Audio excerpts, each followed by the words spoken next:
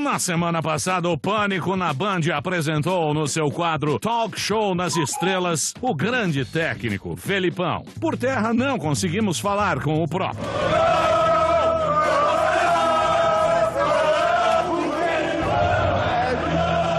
Felipão, gostou do Dunga, Felipão?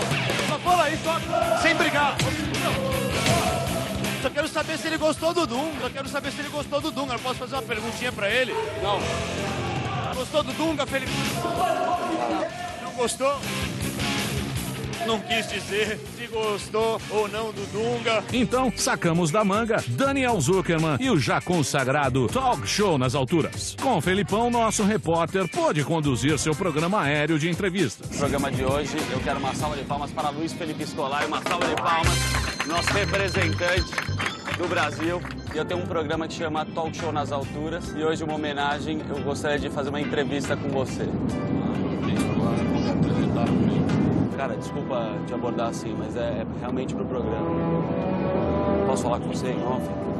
Não quero falar com ninguém. Vocês sabem que vocês intimidam. Vocês têm toda a possibilidade de fazer entrevista e tudo mais, vocês vão lá e façam.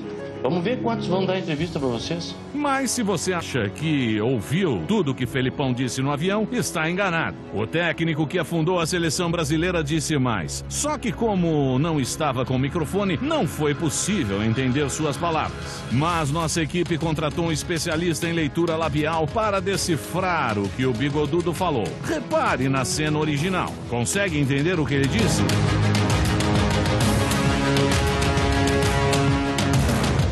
De novo. Agora, a grande revelação que o povo brasileiro, através das redes sociais, nos solicitou desesperadamente essa semana. Você vai ver agora a leitura labial do que Felipão disse.